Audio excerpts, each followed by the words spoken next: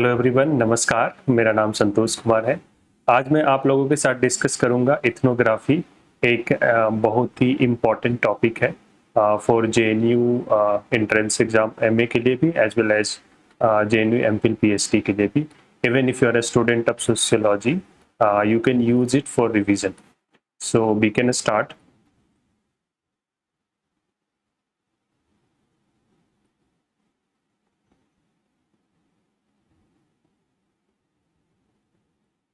So what will be the objectives in this video. इस video का में आप क्या क्या लर्न करोगे, तो उसके बारे में पहले डिस्कस कर लेते हैं। तो सबसे पहले हम सीखेंगे relevance of ethnography in sociology and anthropology. फिर उसके बाद history and development of ethnography. Ethnography का हिस्ट्री क्या रहा है और इसका डेवलपमेंट कैसे हुआ। फिर emerging trends in ethnographical studies. So these are the three objectives we will be exploring. तो पहले इथनोग्राफी का इंट्रोडक्शन देखते हैं।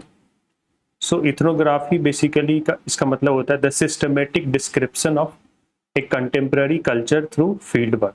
सो बेसिकली फील्ड वर्क के थ्रू आप कंटेम्प्रेरी कल्चर को डिस्क्राइब करते हो। डिस्क्राइब मतलब बेसिकली डिटेल से बताते हो। इसका गोल क्या है? To provide a detail in depth description of everyday life and practice of a people. So basically in depth description देते हो एवरीडे लाइफ का और फिर प्रैक्टिस ऑफ पीपल का। सब आप कह सकते हैं एक बहुत ही फेमस सोशियोलॉजिस्ट थे जिनका नाम था क्लिफर्ड गेट्स। 1973 में उन्होंने बोला था thick description. So basically thick आप यहाँ वर्ड से देख रहे हो, thick means basically in depth description आप दे रहे हो एवरीडे लाइफ का एंड प्रैक्टिस ऑफ पीपल का। और इसको any qualitative research project, basically ethnography एक क्वालिटेटिव रिसर्च में आता है। Tool of qualitative research whose aim is cultural interpretation. So not only qualitative research है, इसका एम आपका कल्चरल इंटरप्रिटेशन भी है। बेसिकली आप इंटरप्रेट करते हो इस कल्चर को, जो भी आपका फील्ड है वहाँ के कल्चर को इंटरप्रेट करने की कोशिश करते हो। गेट्स ने बोला था waves of meaning. So basically you go to the field and you try to find out the interconnection of meaning, different culture symbols है उनके क्या मीनिंग्स होते हैं, तो वो आप जानने की कोशिश करते हो। बर्नार्ड एंड स्पेंसर उन्होंने बोला था the word ethnography has double meaning. पहला बोला था कि ethnography as a product. So basically ethnography as a product, क्योंकि इथनोग्राफिक राइटिंग करते हो, so basically you are producing a product. दूसरा क्या है? Ethnography as a process. तो उसमें क्या है कि आप पार्टिसिपेंट ऑब्जर्वेशन करते हो और फील्ड वर्क करते हो। तो बेसिकली आप फील्ड में गए और वहां पे जाके in the process you try to understand. So basically these are the two double meaning होता है आपका इथनोग्राफी का। एक होता है प्रोडक्ट, दूसरा होता है process. History and development of ethnography का देखते हैं। Has a complex intellectual roots in Enlightenment and the European discoveries of non-Western. So you can see इसका आपका intellectual roots Enlightenment से आता है and the European discoveries of non-Western. So basically you must be knowing कि जो colonial power थे वो non-Western को discover करने के लिए इथनोग्राफी का सहारा लेते थे। So वहाँ से आपका इथनोग्राफी स्टार्ट हुआ। The pioneering anthropologists were not field researchers and were basing their conclusions on secondary sources, armchair anthropologist. So ये टर्म आपने बहुत बार सुना होगा कि armchairs intellectuals, armchair anthropologist. So those are basically they are trying to provide you conclusion based on secondary sources. They never the armchair intellectuals don't go to field and they just give you different understanding, different conclusion, different theoretical narrative. So वो secondary sources के सहारे से वो अपना narrative produce कर रहे होते हैं। ठीक है। Beginnings of ethnography as a specialized skill for social science research. तो आप देख सकते हो कि इसका बिगनिंग दो स्कूल से स्टार्ट होता है। एक तो आपका ब्रिटिश स्कूल है, दूसरा शिकागो स्कूल है ऑफ इथनोग्राफी। स्टार्टिंग में क्या था? ट्रेवलर्स होते थे, यूरोपियन ट्रेवलर्स आपने सुना होगा, चाइनीज ट्रेवलर्स थे। तो ये लोग क्या करते थे? ट्रेवलर्स टेल्स प्रोड्यूस करते थे for centuries, the earliest form of ethnography. So basically travellers आते थे, वहाँ के कल्चर को समझने की कोशिश करते थे और वहाँ वो राइटिंग करते थे। वो कह सकते हो कि ईयरलीस्ट फॉर्म था आपका इथनोग्राफी का। फिर ethnography began properly during the 20th century as a result of two independent intellectual developments. वो दो इंडिपेंडेंट इंटेलेक्चुअल डेवलपमेंट्स क्या क्या थे, एक तो ब्रिटिश थे, ब्रिटिश स्कूल था, दूसरा था and the other North American, basically दूसरा आपका शिकागो स्कूल ऑफ इथनोग्राफी था। Describe as the British and Chicago school of ethnography. British school के बारे में डिटेल में देखते हैं। सो ब्रिटिश स्कूल का आपका क्लोज एसोसिएशन था between social anthropology and British colonialism. So basically क्या था कि जो ब्रिटिश एम्पायर था वो to understand the cultures and peoples it was seeking to rule once the period of colonial conquest was completed. So जो British empire थे, एक बार क्या हुआ कि वो कॉलोनियल पावर वहां पे आ गया, तो अब उनको रूल करना है, तो उसके लिए वो इथनोग्राफी को एस्टेब्लिश करे थे ताकि वहाँ के कल्चर को समझे और अच्छे से रूल कर पाएंगे। ठीक है। Where the first influential writers on the subject of ethnography, it is Malinowski who is credited to have a single-handedly contributed to the ethnographic method. So आप देख सकते हो कि मालिनोस्की का आपने नाम सुना होगा, तो मालिनोस्की को क्रेडिट दिया जाता है कि उन्होंने single handedly ethnographic writing methods को एस्टेब्लिश करने में कंट्रीब्यूट किया है। While social anthropology is no longer associated with colonialism, its origin were tied to the needs of British. Tylor and Morgan का भी नाम आता है ब्रिटिश स्कूल में।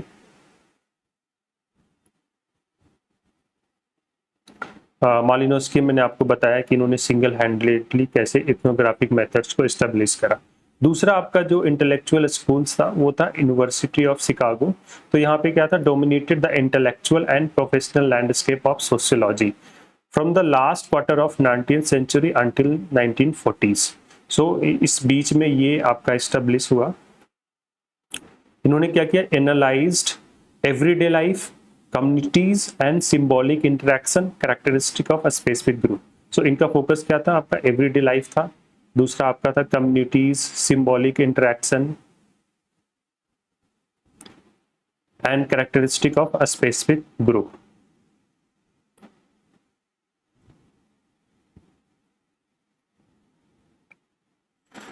So in these accounts, social change, especially disorganizing and rapid changes in values and attitudes, was the main area of concern. So main area of concern आपका क्या था, social change आपका main area of concern था, especially क्या था, disorganizing and rapid changes in values and attitude.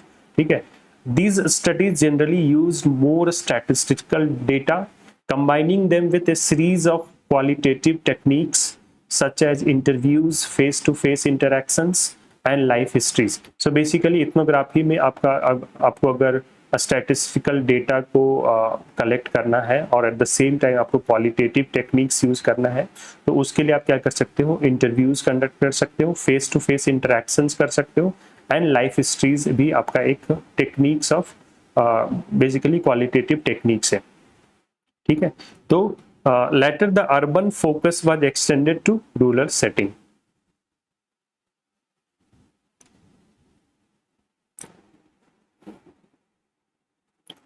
सो इसमें आपका जो यूनिवर्सिटी ऑफ शिकागो है उसमें मेन आप कौन से थिंकर्स थे, आपका Robert Park and Ernest Berger. तो इन दोनों का नाम आपको याद रखना है अगर यूनिवर्सिटी ऑफ शिकागो का बात आता है एंथ्रोपोलॉजी इथनोग्राफी में। So basically you should name these two thinker, Robert Park and Ernest Berger. This can come in your objective exam, so please remember this fact. Contributed to scholarship and a reflective society, popularly referred to as Chicago style ethnographies, accounts social change, qualitative techniques आपका क्या है, interviews जो मैंने आपको बता रखा है, face to face interaction and life histories. Methods and techniques क्या होते हैं इसमें, in 19th century suffered from the pervasive evolutionist theory. So 19th century में क्या था, the methods and technique of many 19th century ethnographers suffered from the pervasive evolutionist theory, leading to a neglect of the contemporary of cultures they were studying. So basically contemporary उस समय जो culture था उसको उन्होंने neglect किया। The restructuring of history as a major goal of ethnography endured into the early years of 20th century. Goal of ethnography in early 20th century क्या था, the reconstruction of history. and other the amateur history oriented ethnographer was eclipsed. इसमें आपका credit आप कह सकते हो कि A.R. Radcliffe Brown and Bronislaw Malinowski, ये दो थिंकर आपको याद रखना है. मेथड्स एंड टेक्निक अगर इथनोग्राफी की बात आए तो these two thinkers are important. आपका पहला हो गया A.R. Radcliffe Brown and this guy Bronislaw Malinowski.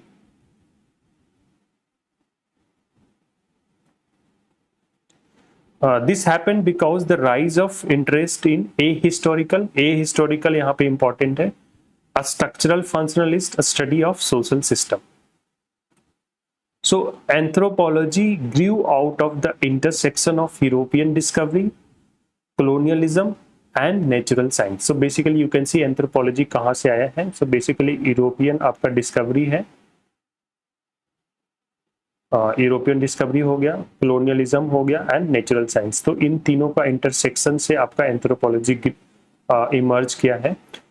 The origin of modern ethnographic research tradition is generally traced to Malinowski, who was part of his functionalist theory of society, stressed the primacy of field research and participant observation, and to French Boas, who like Malinowski reacted against the speculative history of evolutionary theory and advocate the careful description of a specific culture. Thus, ethnography in both American cultural anthropology and British social anthropology from the post-war period onwards acquired generally a historical perspective, concentrating on the reconstruction of a specific cultural or social system without regards to its historical development and historical consideration. Moreover, there is also a clear methodological advantage involved in the synchronic study of social life. Thus, ethnographic present became the dominant style. Anthropology grew out of the intersection of European discovery, colonialism, and natural science. All these played their role in reshaping ethnography in one way or the other, along with its intellectual roots in Enlightenment. In the early part of the 20th century, anthropology was typically concerned with the small-scale, technologically simple societies. So you must see my one video जिसमें मैंने discuss किया है sociology और anthropology में. तो वहाँ पे मैंने बताया था कि जो स्टार्टिंग पीरियड था सोशियोलॉजी और एंथ्रोपोलॉजी में, उसमें क्या था कि सोशियोलॉजी हमेशा एक कॉम्प्लेक्स सोसाइटी के बारे में बात करता है, एंथ्रोपोलॉजी आपका small scale technologically simple society के बारे में बात करता है. सो जब आप एंथ्रोपोलॉजी की बात करते हो then this ethnography becomes important. So देखते हैं ब्राउन से ये आपका मालिनोव्स्की के बारे में थोड़ा सा डिटेल देखते हैं. इनका देख सकते हो टाइम पीरियड था 1884 से 1942. So you can clearly see कि इनका बहुत ही उस समय वर्ल्ड वार 1 और वर्ल्ड वार 2 भी इनके समय में हुआ था. So basically at that time ethnography he has discussed, because all the credit goes to this guy Malinowski. Training in mathematics and physical science, but he returned to ethnology. तो इनका training आप देख सकते हो कि इन्होंने मैथमेटिक्स किया था और फिजिकल साइंस किया था. He was born in Krakow, Poland and settled in Great Britain in 1910. ये इथनोलॉजी में he turned to ethnology because of sheer interest and established himself as a theoretical anthropologist. He carried out his path-breaking and legendary fieldwork in the Trobriand Island between 1915 and 18, on the basis of which he published a number of books based on this work. It includes such classic ethnographies as Agronauts of the Western Pacific, Crime and Custom in Savage Society, and the Sexual Life of the Savage in Northwestern Melanesia. Through his ethnographic works, he raised the status of fieldwork in anthropology to an art or craft. His skill in doing fieldwork through participant observation gave a new dimension to anthropological fieldwork.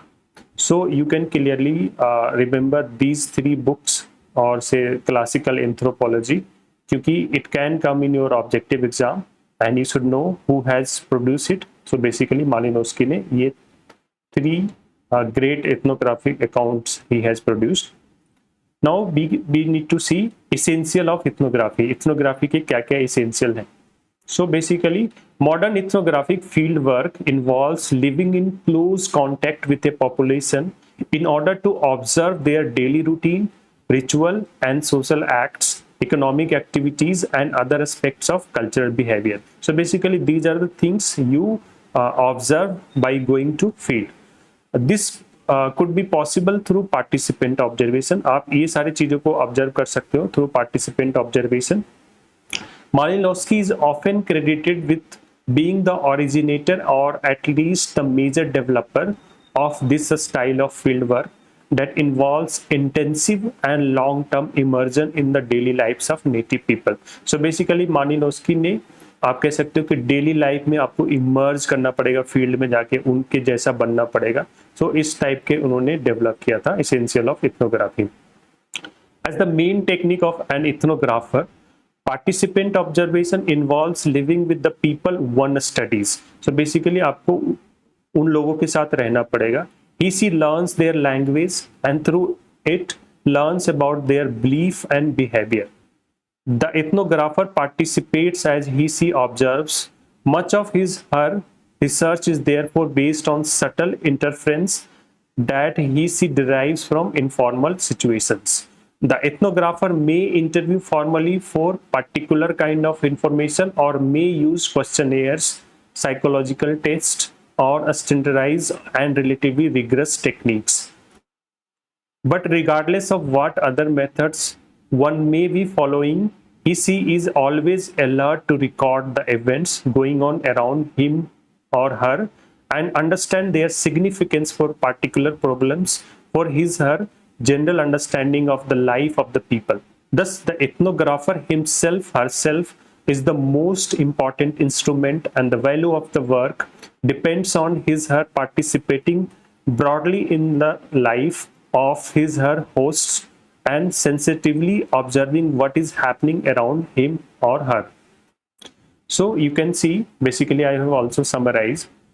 आपको essential क्या क्या है आपका, एक तो है कि आपको पार्टिसिपेंट ऑब्जर्वेशन करना पड़ेगा, दूसरा involves living with the people one studies, तीसरा आपका है कि आपको उनके लैंग्वेज को लर्न करना पड़ेगा ताकि आप उनके बिलीफ एंड बिहेवियर को समझ पाओ, फिर आपको सटल इंटरफेरेंस निकालना, इन्फ्रेंस निकालना है, आपको ज्यादा इन्फ्रेंस नहीं निकालना है, आप इंटरव्यू कर सकते हो and you have to record the events. What are the methodological concern in ethnography? So basically, we have to keep several things in mind when we look at the ethnographer at work.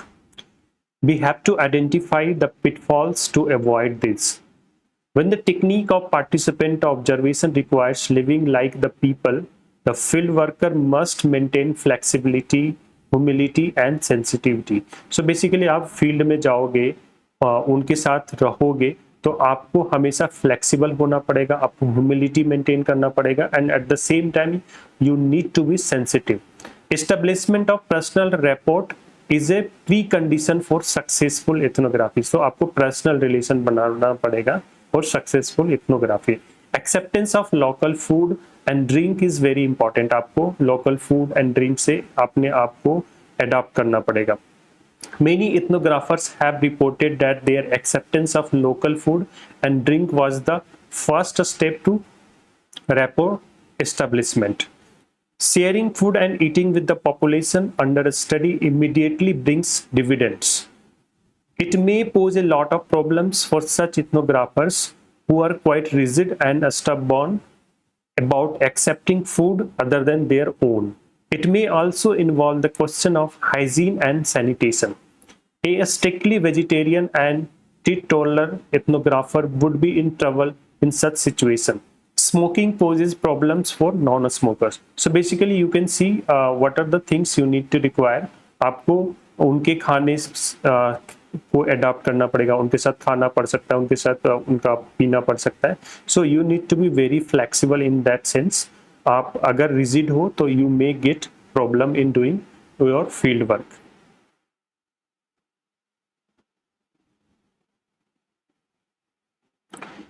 आगे और देखते हैं what are the methodological concern.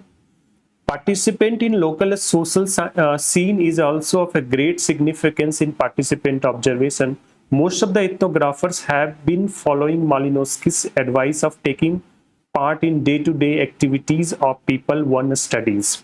One has to leave all the gadgets.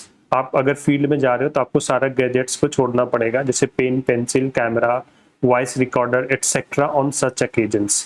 The notes may be taken later by recollecting the events and experience. तो पहले आपको participate करना पड़ेगा. आप मेमोरी के थ्रू नोट्स को रिकॉर्ड कर सकते हो.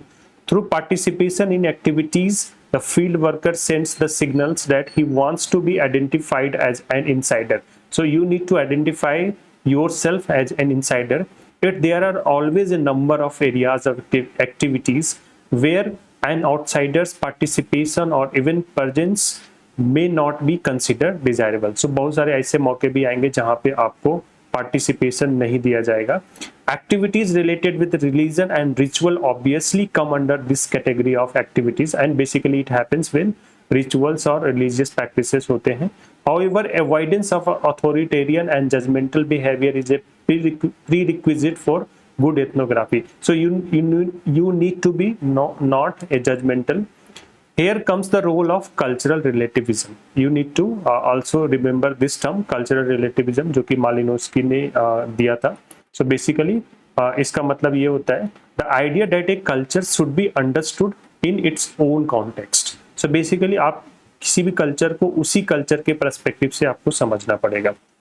There are no universal standards according to which a culture is judged. आपको कल्चर को किसी भी यूनिवर्सल स्टैंडर्ड से जज करने की जरूरत नहीं है.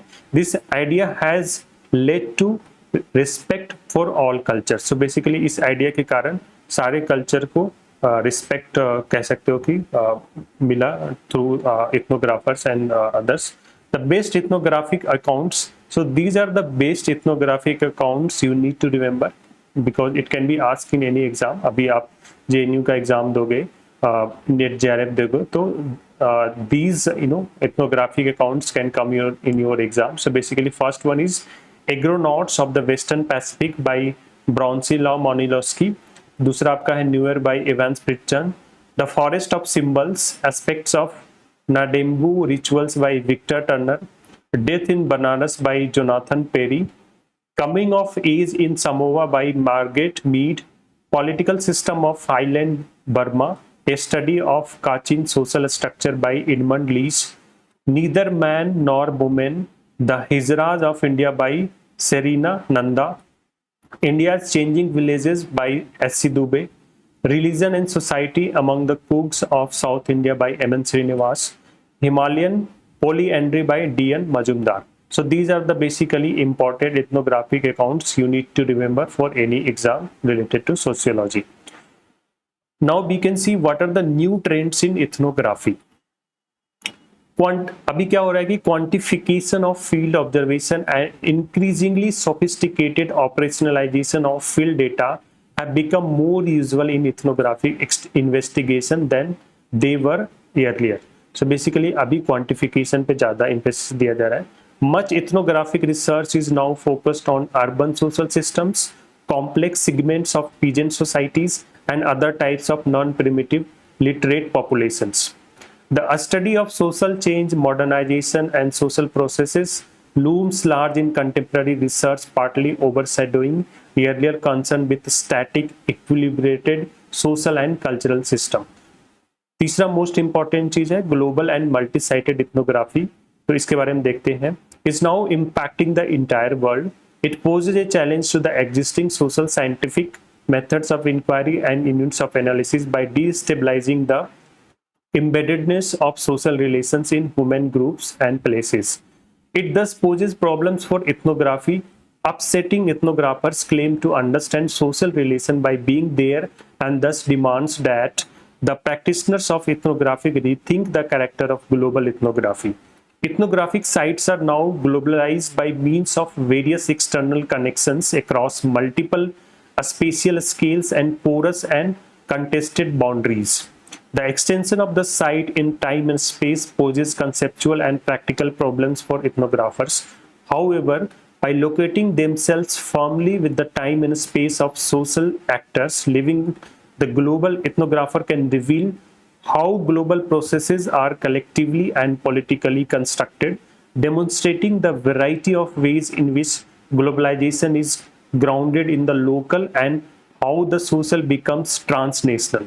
Thus, a global ethnography may be taken as a response of ethnographers to impact of globalization process that has engulfed all the regions of the world. So basically, these are the important things which I have discussed for ethnography. So thank you so much guys for watching these videos, and you can follow me. You can join my Telegram channel as well. The name of the channel is Vanavi Santosh for more materials, and you can ask me any queries and you can give me suggestion by following me on this Twitter and Instagram. So thank you so much guys for watching this video.